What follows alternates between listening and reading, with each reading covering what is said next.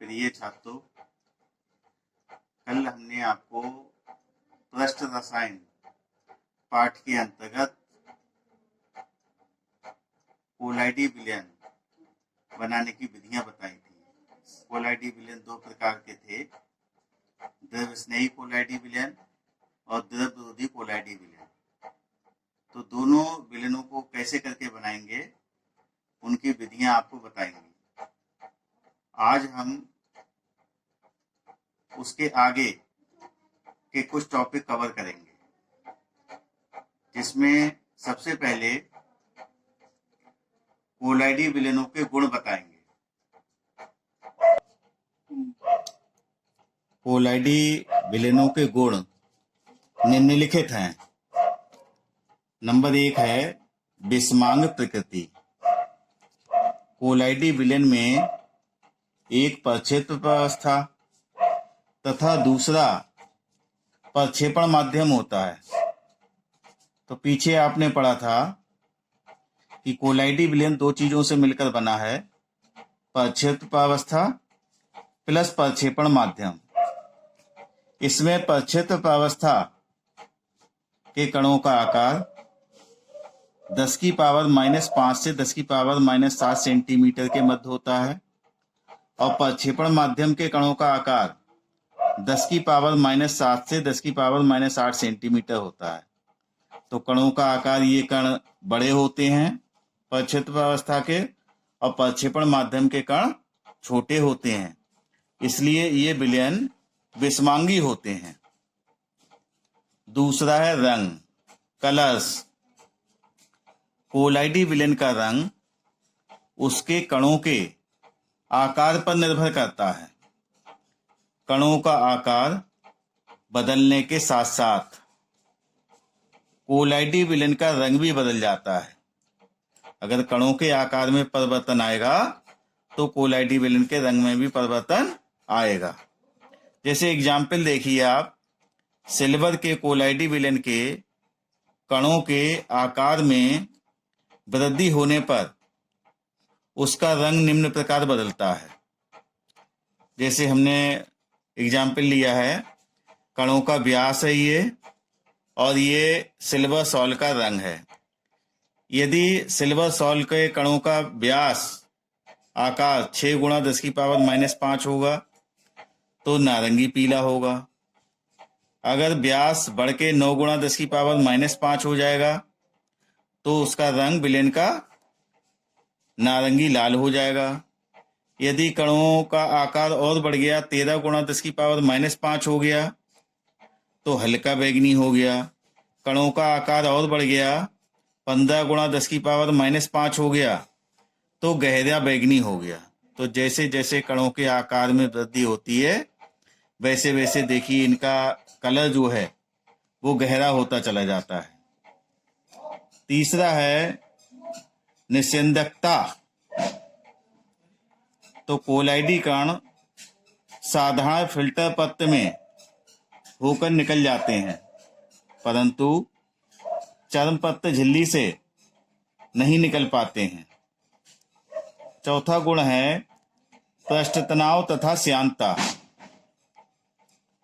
द्रव स्नेही कोलाइड की श्यानता प्रक्षेपण माध्यम से अधिक होती है, जबकि पृष्ठ तनाव प्रक्षेपण माध्यम से कम होता है। द्रव विरोधी कोलाइड का पृष्ठ तनाव एवं श्यानता प्रक्षेपण माध्यम के लगभग बराबर होती है। अगला गुण है 5वां, अणुसंख्य गुणधर्म। अणुसंख्य गुणधर्म वे होते हैं जो विलयन में उपस्थित कणों की संख्या पर निर्भर करते हैं, जैसे परासरण दाब, वाष्प दाब का अवनमन, हिमांक का अवनमन, क्वथनांक का उन्नयन आदि।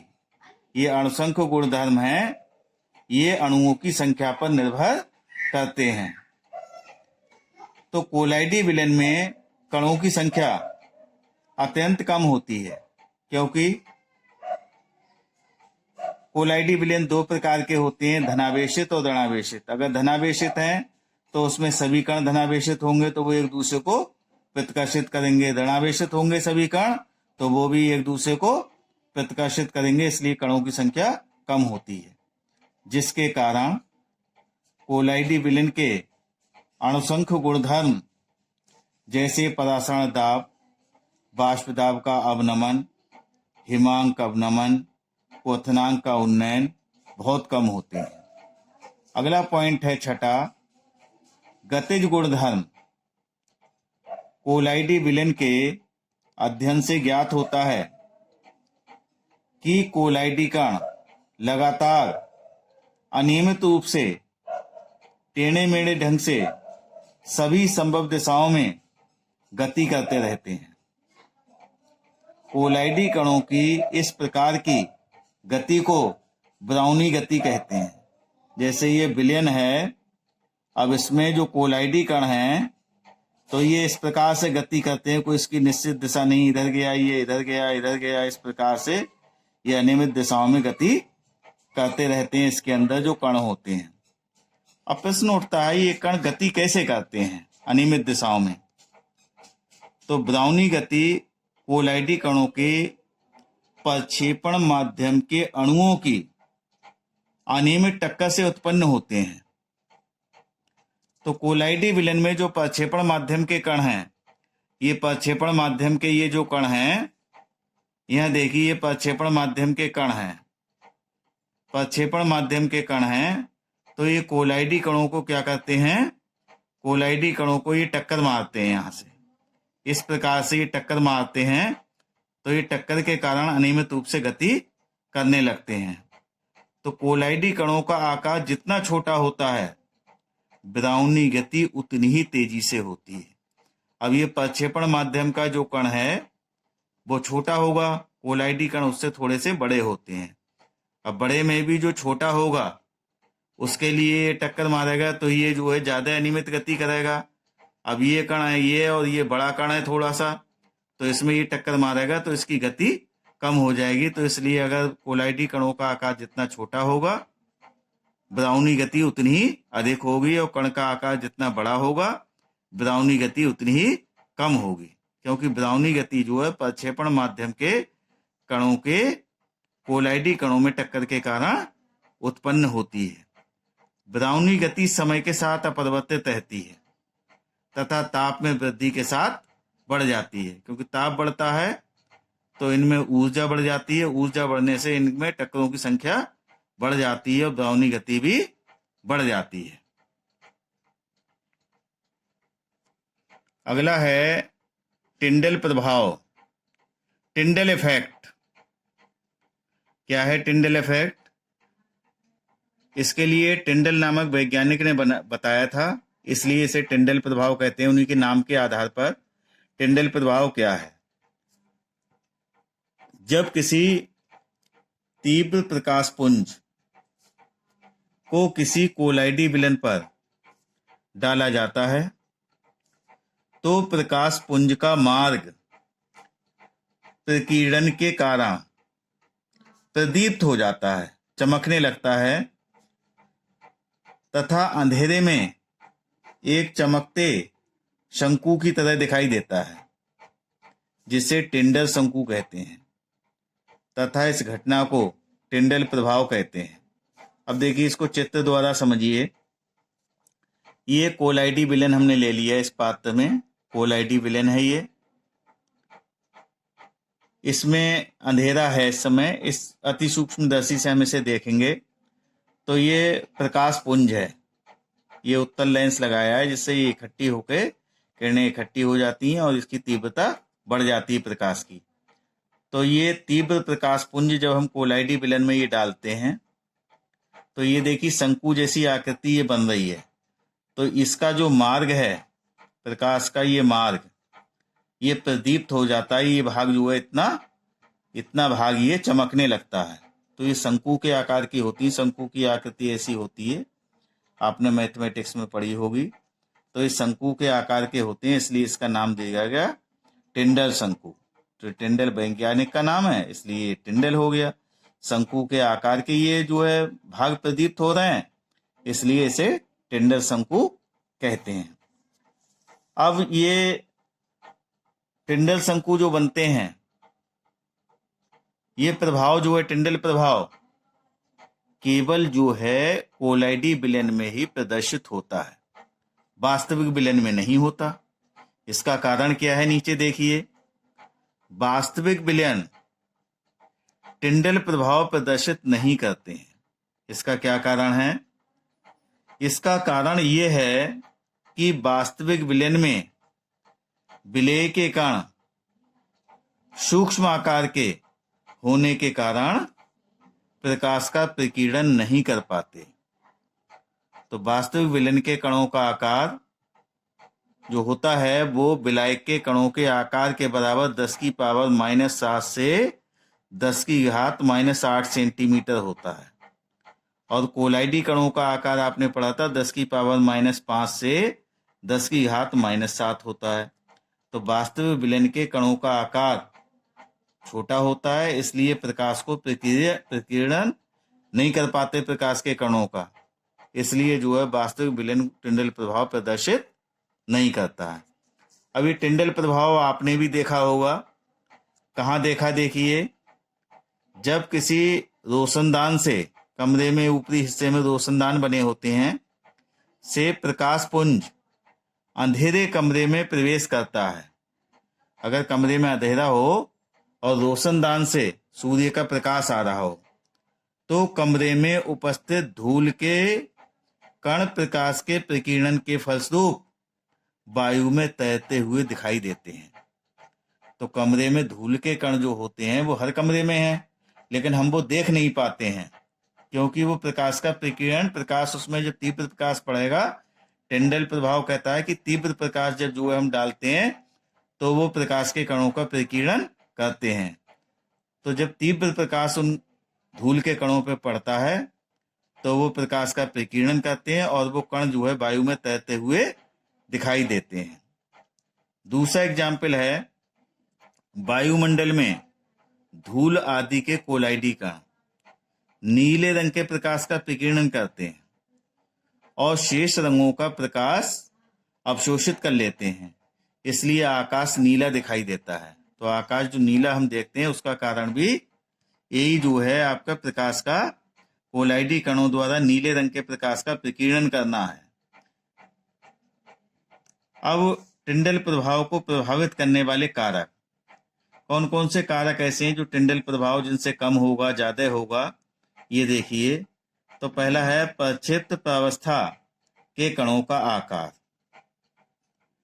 प्रक्षिप्त प्रावस्था के कणों का आकार जितना बड़ा होता है उसमें होने वाले प्रकाश का प्रकीर्णन उतना ही अधिक होता है।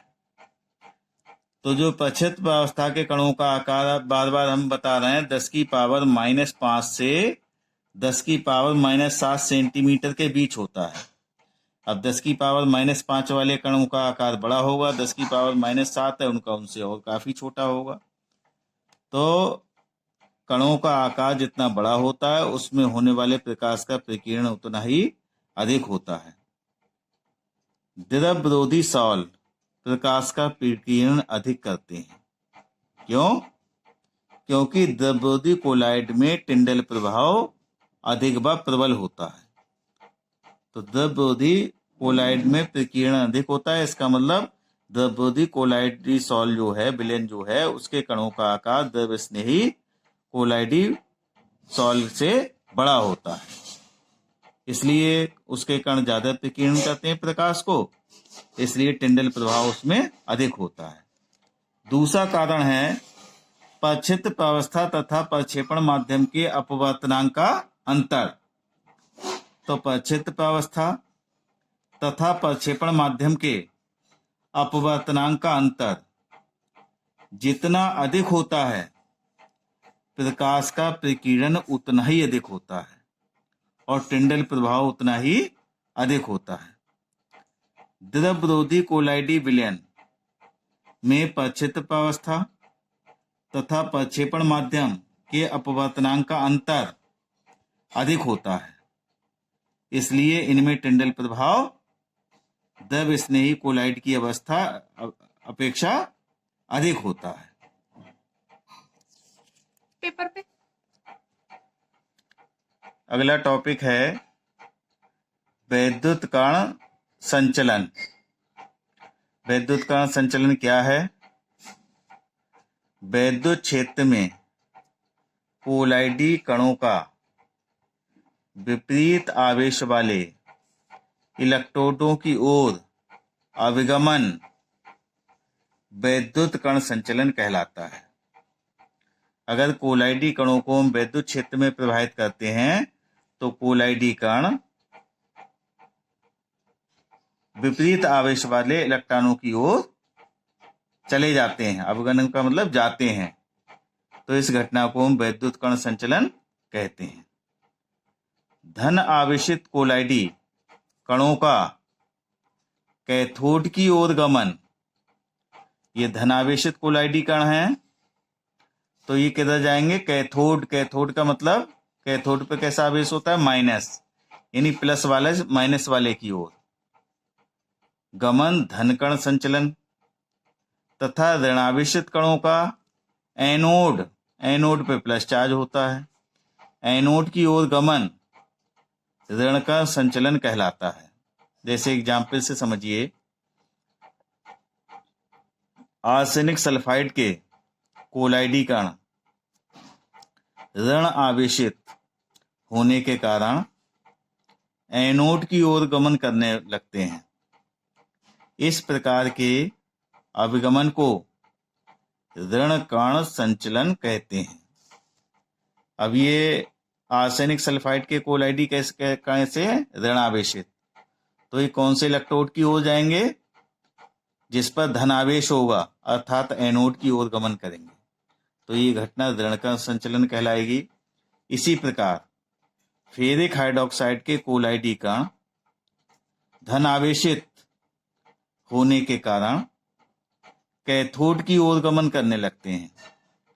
अब ये जो है फेरिक हाइड्रोक्साइड के जो कोलाइडी कण है वो धनावेशित होते हैं, तो ये ऋणावेशित इलेक्ट्रोड की ओर जाएंगे, अर्थात कैथोड की ओर गमन करेंगे, जाएंगे। इस प्रकार के अवगमन को धन कण संचलन कहते हैं। इसको चित्र की द्वारा से हम समझ सकते हैं। ये यू आकार की एक हम नली लेते हैं, इस नली में 2 इलेक्ट्रोड लगा देते हैं। एक इलेक्ट्रोड इसमें कैथोड का काम करेगा, यानी जिसपे माइनस चार्ज होगा, एक कैथोड एनोड का काम करेगा। जब जो है इसमें एक विलेन ले लेते हैं हम, जैसे हमने यहाँ पर ले लिया है आर्सेनिक सल्फाइड का कोलाइडी विलेन, तो आर्सेनिक सल्फाइड का कोलाइडी विलेन कैसा होता है? ऋणावेशित कण होते हैं इसमें।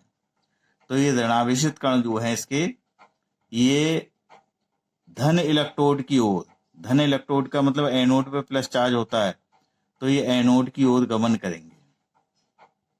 अब इसी में हम अगर फेरिक हाइड्रोक्साइड का कोलाइडी विलेन ले लें, ये धनावेशित कोलाइडी विलेन होता है, तो इसके कण जो है ये कैथोड की ओर गमन करेंगे। तो यहाँ पर हम इस विधि द्वारा जो है एक तो ये भी पता कर सकते हैं कि कोलाइडी जो विलेन है वो धनावेशित है या ऋणावेशित है। कुछ हम एग्जाम्पल बता रहे हैं जो एग्जाम में भी आते हैं।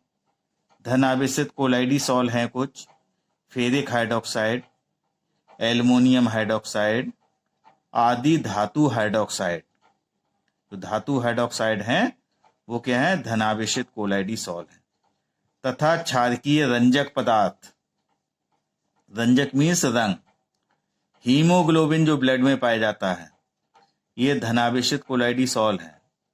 ये एग्जाम्पल याद रखने हैं, बहुविकल्पीय पूछ लेगा कि हीमोग्लोबिन कैसा कोलाइडी विलेन है, धनावेशित है, ऋणावेशित है। ऐसी ऋणावेशित सॉल हम कुछ बता रहे हैं, उनके एग्जाम्पल भी याद रखना है। जैसे एयू गोल्ड, एजी चांदी, PT platinum, AU gold, AU दोबारा हो गया, आदि धातुओं के सॉल, आर्सेनिक सल्फाइड व cadmium sulphide CDS sol, gelatin, रक्त, सल्फर सॉल, धुआं आदि। ये ऋणावेशित कोलाइडी साल है। अब देखो रक्त कैसा है, रक्त ऋणावेशित है, लेकिन रक्त में एक पाया जाता है हीमोग्लोबिन, वो धनावेशित है। तो ये ध्यान रखना है, ये इस एग्जाम्पल में से एक बहुविकल्पी प्रश्न आपको मिल सकता है। अब ये जो वैद्युत कण संचलन है, ये हम क्यों सीख रहे हैं, इसका क्या महत्व है? तो इसका महत्व देखिए, क्या क्या महत्व है। किसी कोलाइडी विलेन के कणों पर आवेश की प्रकृति ज्ञात कर सकते हैं, आवेश बता सकते हैं। जैसे अभी हमने समझाया था कि आर्सेनिक सल्फाइड ऋणावेशित है, कण होते हैं इसमें, तो ये कहाँ को जाएगा, ये एनोड की ओर जाएगा, तो हम पहचान लेंगे ये ऋणावेशित है। अगर किसी कोलाइडी विलेन के कण जो है कैथोड की ओर जा रहे हैं, तो हम पता कर लेंगे कि वो धनावेशित है। अवगमन की गति ज्ञात करने में, कितनी तेजी से इन कणों का अवगमन होता है, उसकी गति भी हम पता कर सकते हैं। धुएं से कार्बन पृथक करने में, तो ये ईंट वाले जो भट्टे होते हैं, जो चिमनी लगी होती हैं, तो चिमनी के साथ में एक यंत्र लगाते हैं जिसके द्वारा जो है धुएं से वो कार्बन को पृथक कर सकते हैं। इसको हम आगे और डिटेल में बताएंगे। चौथा है धातुओं की सतह पर रबड़ चढ़ाने में इसका उपयोग होता है। और अगला है कोलाइडी कणों के स्कंदन में, स्कंदन मीन से अपक्षेपण, अपक्षेपण में भी इस विधि का उपयोग होता है। तो ये प्रिय छात्रों, जो हम ये आपको समझा रहे हैं, और हम अलग से इसकी डिटेल भी डालते हैं आपके लिए, इनसे आपको नोट्स बनाना है। और हम इसके चैप्टर के अंत में कुछ क्वेश्चन देंगे, उन क्वेश्चनों के आंसर भी आपको लिखना है, सब नोट्स तैयार करना है। जब विद्यालय खुलेगा तो ये आपके नोट्स सब चेक होंगे दोबारा से कि आपने होमवर्क किया या नहीं किया। इसलिए इसके साथ साथ आप जो है अपना होमवर्क पूरा करते रहिए। और कोई अगर समस्या आ रही है तो 1 बजे से 2 बजे के बीच में जो समय होता है, उसमें आप अपनी समस्या भी पूछ सकते हैं।